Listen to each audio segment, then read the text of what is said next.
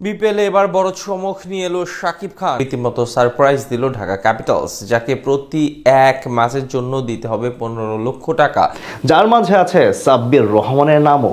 তবে এবারের আসরে কাদের ঠিকানা হচ্ছে ঢাকা ক্যাপিটালসে, তাই জানবো রিপোর্টের বাকি অংশে। ঢাকা ক্যাপিটালস চানাক রহস্যময় খেলে নামতে যাচ্ছে। একদিকে তাদের স্বপ্নের স্কোয়াড তৈরি করার উত্তেজনা, অন্যদিকে ভয়ঙ্কর একটি ফাঁদ।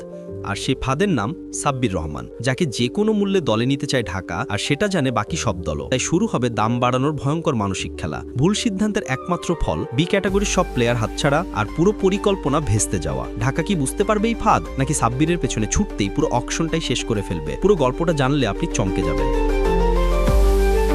ঢাকা ক্যাপিটালসের ম্যানেজমেন্ট থেকে যা জানা গেছে, তারা এই মৌসুমের অকশনে একটি নির্দিষ্ট দিকেই নজর দিচ্ছে এবং তাদের প্রথম, সবচেয়ে বড়, সবচেয়ে গুরুত্বপূর্ণ টার্গেট সাব্বির রহমান। হ্যাঁ, সাব্বিরকে তারা টার্গেট করেই বসে আছে। দল যেভাবেই গঠন হোক, সাব্বিরকে দলে নেওয়া যেন তাদের মাস্ট মুভ। কিন্তু এখানেই ঢাকার জন্য অপেক্ষা করছে সবচেয়ে বড় বিপদ, কারণ সবাই জানে ঢাকা সাব্বিরকে চায় যে কোনো মূল্যে, আর এটাই হয়ে উঠতে পারে তাদের সবচেয়ে বড় ফাঁদ। এরপর আসে ঢাকার category a target.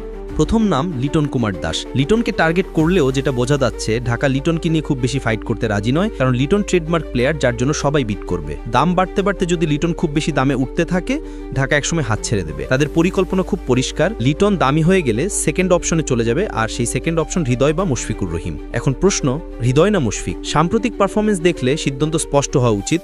Hridoy of ফর্মেও বিপিএলে 300-র বেশি রান করে দেখিয়েছে, বিপরীতে মুশফিকুর রহিম করেছেন মাত্র 182 রান। তাই লিটনকে হাতছাড়া করলে ঢাকার উচিত হবে প্রথমে হৃদয়ের দিকে দৌড়ানো। কিন্তু ম্যানেজমেন্টের আচরণ দেখে মনে হচ্ছে তারা লিটনের পেছনে বেশি আগ্রহ দেখাবে না, বরং বাজেট বাঁচিয়ে অন্য জায়গায় ইনভেস্ট করতে চাইবে। এরপর ঢাকার বড় টার্গেট শরীফুল ইসলাম অথবা মোহাম্মদ সাইফুদ্দিন। এই দুইজনের একজনকে তারা যে কোনোভাবেই স্কোয়াডে চাইবে, কারণ বাহাতি পেসারের ঘাটতি তারা খুব অনুভব করছে।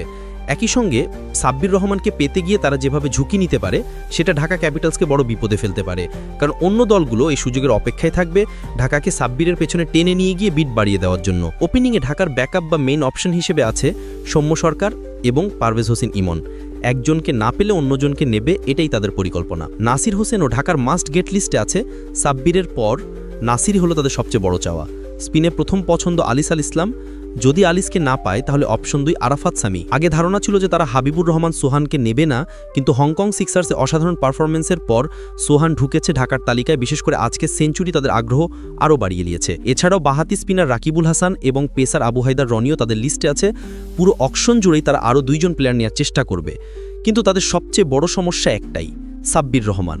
সাব্বির যদি সি ক্যাটাগরিতেও থাকে, তবু তাকে নিতে গিয়ে তারা এত বাজেট খরচ করতে পারে যে এ এবং বি ক্যাটাগরির গুরুত্বপূর্ণ প্লেয়ারদের হাত ছাড়া হয়ে যেতে পারে, কারণ প্রতিটি দল জানে ঢাকা সাব্বিরকে দরকার যে কোনো মূল্যে। অন্য দলগুলো সাব্বিরের দাম বাড়ানোর জন্য ঢাকাকে ফাঁদে ফেলবে, যেমন আইপিএলে দিল্লির পন্থকে পেতে সুপার জায়ান্ট যেভাবে দাম বাড়িয়েছিল এবং দিল্লি প্রতিটি বিডে দাম আরও বাড়িয়েছিল, ঠিক তেমনই হবে এখানেও। ঢাকা যদি এই ফাঁদে পড়ে, তাহলে তারা বুঝে ওঠার আগেই গুরুত্বপূর্ণ প্লেয়াররা বিক্রি হয়ে যাবে। যারা টার্গেটে আছে তাদের অর্ধেকই আর পাওয়া যাবে না।